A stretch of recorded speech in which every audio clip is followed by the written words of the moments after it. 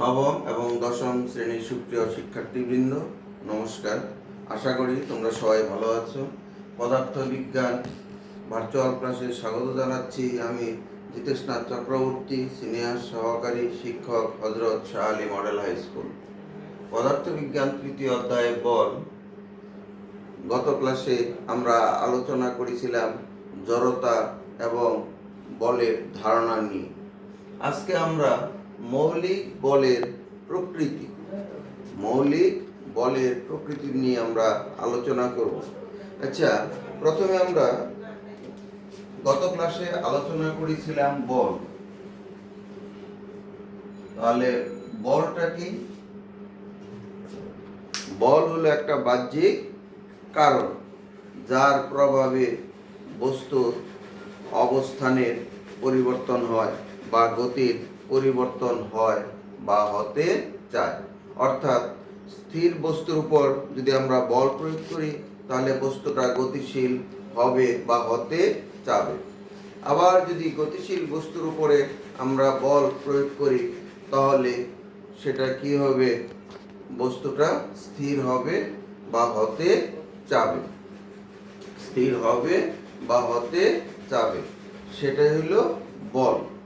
সেটাই কি? বল। এখন বিভিন্ন ধরনের বল আছে। যেমন এই জায়গায় কলমটা যদি আমি উপর দিকে ছুঁড়ে দেই তাহলে কিন্তু একটা বল প্রয়োগ করা হবে। আবার কলমটা যখন উপর থেকে নিচে পড়বে তখন একটা বল প্রয়োগ করা হবে। যেমন আমরা একটা বই উপরে উঠালাম, এটাও একটা বল প্রয়োগ করা হলো। আমরা যদি একটা ঢিল দেই তাহলে সেখানেও কিন্তু একটা বল প্রয়োগ করা হলো। আবার গাড়ি চলছে, সেখানেও কিন্তু একটা বল প্রয়োগ করতে হয়। আবার আমরা গাড়ি থামাবো, তখনও কিন্তু একটা বল প্রয়োগ করতে হয়, মানে বিভিন্ন বল। কোনো একটা দুর্ঘটনা হলো, একটা গাড়ি খাদে পড়ে গেল, তাহলে সেই গাড়িটা তোলার জন্য আমরা কি ব্যবহার করি? ক্রেন ব্যবহার করি। সেখানেও কিন্তু একটা বল ব্যবহৃত হয় বা বল কাজ করে। আবার দুইটি বস্তু এর মধ্যে কি আছে? তারা আকর্ষণ করে। আবার চুম্বক, এর দুইটা মেরুকে যদি আমরা কাছাকাছি আনি তাহলে মেরু দুইটা হয় আকর্ষণ করবে বা বিকর্ষণ করবে। আবার পরমাণুর মধ্যে কি আছে? ইলেকট্রন, প্রোটন এবং নিউট্রন আছে। পরমাণুর কেন্দ্রে কি থাকে? প্রোটন এবং নিউট্রন। এদের মধ্যেও কিন্তু একটা বল কাজ করে। তাহলে এই জায়গায় কিন্তু দেখো আমরা বিভিন্ন ধরনের বলের কথা আমরা জানি। এই বিভিন্ন বলকে মাত্র 4টা বলে ভাগ করা যায়। এই 4টা বলকে বলা হয় মৌলিক বল। তার মধ্যে একটা বল আছে মহাকর্ষ বল। একটা বল কি? মহাকর্ষ বল। মহাকর্ষ বলটা কি? মহাকর্ষ বলটা হলো যদি দুইটি বস্তু মনে করো এই জায়গায় একটা বস্তু আছে, এই জায়গায় একটা বস্তু আছে, এটা যদি আমরা একটা রেখা দ্বারা যোগ করি, একটা রেখা দ্বারা কি করলাম? যোগ করলাম। মনে করো এই বস্তুটার ভর m1, এই বস্তুটার ভর m2, মাঝখানের দূরত্ব হইল d। মাঝখানের দূরত্বটা কি? d। তাহলে এই দুইটা বস্তু একে অপরকে আকর্ষণ করবে। এই আকর্ষণ বলটাকে বলা হয় মহাকর্ষ বল। এই মহাবিশ্বের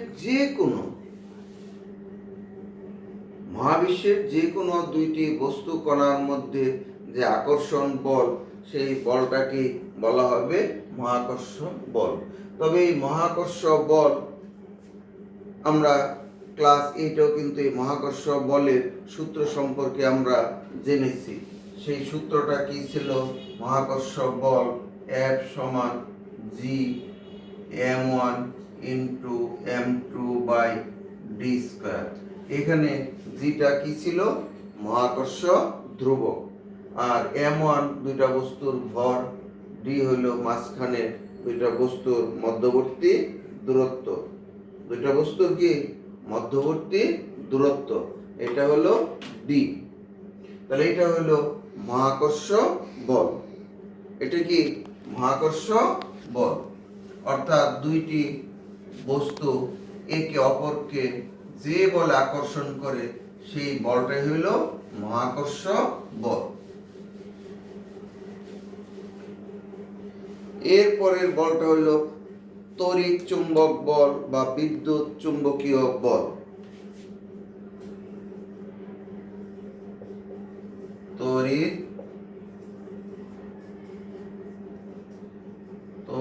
চুম্বকীয় বল, তড়িৎ চুম্বকীয় বল বা বিদ্যুৎ চুম্বকীয় বল।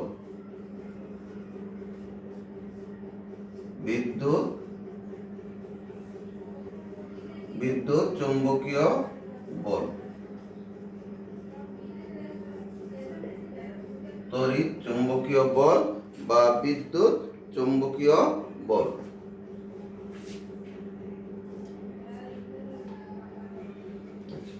এই বলটা আমরা জানি একটা চুম্বকের কয়টা মেরু থাকে? দুইটি মেরু থাকে।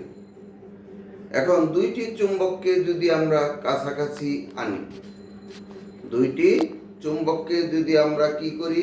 কাছাকাছি আনি, তাহলে কি করবে? হয় তারা পরস্পরকে আকর্ষণ করবে বা তারা পরস্পরকে বিকর্ষণ করবে। কারণ আমরা জানি সমধর্মী মেরু পরস্পরকে বিকর্ষণ করে এবং বিপরীতধর্মী মেরু পরস্পরকে আকর্ষণ করে। অনুরূপভাবে বিদ্যুতের বেলায় আমরা দুই ধরনের বিদ্যুৎ জানি বা চার্জ দুই ধরনের, একটা ধনাত্মক চার্জ, একটা ঋণাত্মক চার্জ। বিদ্যুতের কথা যদি আমরা বলি তাহলে সেই দিক থেকে বিদ্যুৎটাও দুই ধরনের, একটা ধনাত্মক আর একটা কি হবে? ঋণাত্মক। কারণ এই চার্জের উপর ভিত্তি করেই কিন্তু বিদ্যুৎটা হবে। আমরা জানি সমধর্মী চার্জ পরস্পরকে বিকর্ষণ করবে এবং বিপরীতধর্মী চার্জ পরস্পরকে আকর্ষণ করবে। তবে এই বলটা কিন্তু অনেক শক্তিশালী বল। তবে আমরা জানি শীতকালে সাধারণত আমরা যদি মাথায় শ্যাম্পু করে চিরুনি দিয়ে চুল আঁচড়াই, তখন চিরুনিটাকে যদি আমরা ছোট ছোট কাগজের টুকরার উপরে ধরি তাহলে কিন্তু সেই কাগজের টুকরাগুলো আস্তে আস্তে উপর দিকে উঠে আসে, আস্তে আস্তে কি উপর দিকে উঠে আসে।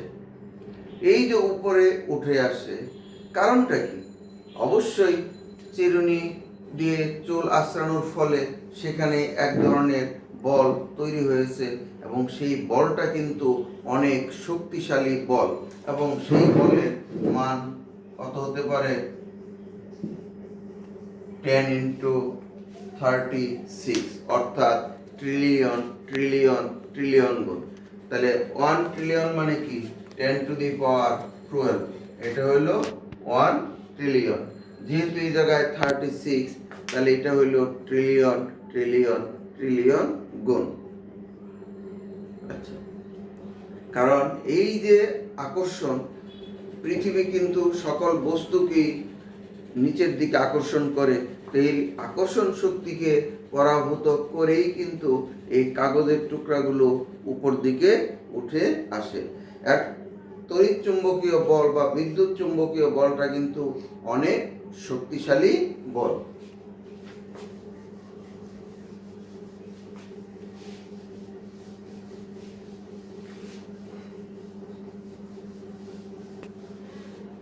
এরপরে 3 নম্বর হলো দুর্বল নিউক্লিয় বল। দুর্বল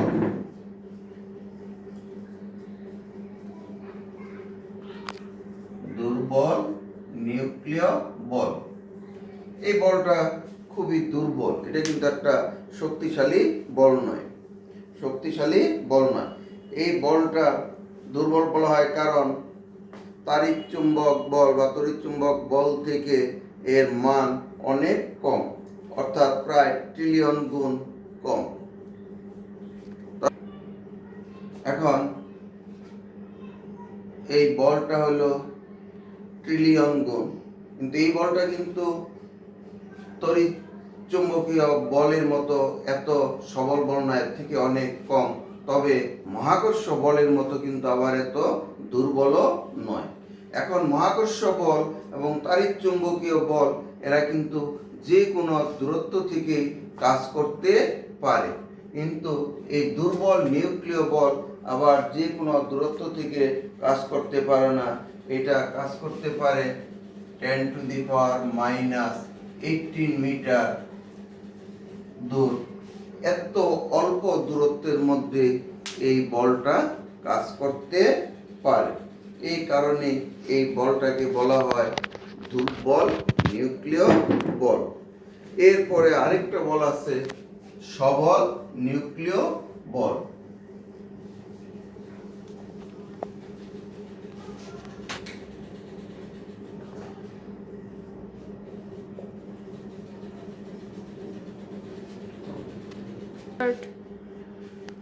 চার নম্বর হলো সবল নিউক্লিয় বল। এই যে পরমাণুর মধ্যে কি থাকে, ইলেকট্রন, প্রোটন এবং নিউট্রন থাকে। পরমাণুর কেন্দ্রে থাকে প্রোটন এবং কি নিউট্রন, যাকে বলা হয় নিউক্লিয়াস। এখন এই সবল নিউক্লিয় বলটা সবচেয়ে শক্তিশালী বল। এটা বিদ্যুৎ চৌম্বকীয় বল থেকেও 100 গুণ বেশি। এখন এই যে পরমাণু কেন্দ্রের নিউক্লিয়াসে প্রোটন এবং কি থাকে, নিউট্রন থাকে। এইটা কিন্তু এই শক্তিশালী সবল নিউক্লিয় বলের কারণে তারা একত্রে কি থাকে, আটকে থাকে। এরা কি হতে পারে না, বাইরে যেতে পারে না। এই কারণেই কিন্তু এই বল এত শক্তিশালী। এই নিউক্লিয়াসকে ভেঙে বা ছোট ছোট নিউক্লিয়াসকে জোড়া লাগিয়ে অনেক শক্তিশালী বল তৈরি করা যায়। এই কারণে নিউক্লিয় যে বোমা বা পারমাণবিক বোমা এত শক্তিশালী। সূর্যের আলোর থেকে যে আমরা শক্তিটা পাই, এটাও কিন্তু সবল নিউক্লিয় বলের কারণেই আমরা পাই। এটা হলো 4টি মৌলিক বলের প্রকৃতি সম্পর্কে আমরা জানলাম। তারপরে আরো বল আছে, সাম্য বল আছে, অসাম্য বল আছে। সাম্য বলটা কি? যে বলটা সাম্য অবস্থায় থাকে। কোনো বস্তুর উপর একাধিক বল প্রয়োগ করলেও যদি বস্তুটি স্থির অবস্থায় বা সাম্য অবস্থায় থাকে, তখন তাকে বলা হবে সাম্য বল। আর অসাম্য বল কি? যদি সাম্য অবস্থায় না থাকে, তখনই তাকে বলা হবে অসাম্য বল। যেমন এই জায়গায় একটা অবলম্বন আছে, এখান থেকে আমরা যদি একটা সুতা ঝুলিয়ে রাখি, এই জায়গায় একটা ভারী বস্তু ঝুলিয়ে দিই, তাহলে এই ভারী বস্তুটা কি করবে, নিচের দিকে কাজ করবে। আর সুতাটা যে এই জায়গায় বাঁধা আছে, এটা কিন্তু সে কাজ করবে উপর দিকে। তাহলে এই যে দেখো, বস্তুটা কিন্তু পড়ে যাচ্ছে না, কারণ এইটা যে নিচের দিকে বল প্রয়োগ করছে আর সুতো উপর দিকে বল প্রয়োগ করতেছে, এটা সাম্য অবস্থায় আছে কারণেই কিন্তু এই বস্তুটা পড়ে যাচ্ছে না। কিন্তু এইটা আবার অসাম্য বল আমরা কিভাবে তৈরি করতে পারি? এটাকে যদি আমরা একটু এইদিকে নিয়ে যাই, নিয়ে যদি ছেড়ে দেই, তাহলে কিন্তু সে এইভাবে দুলতে থাকবে। তখন সে কিন্তু সাম্য অবস্থায় থাকবে না। তখন এটা হয়ে যাবে কি? অসাম্য বল। এর পরবর্তী ক্লাসে আমরা ভরবেগ এবং বল কিভাবে পরিমাপ করা হয় সেটা নিয়ে আমরা আলোচনা করব। সবাইকে ধন্যবাদ, নমস্কার।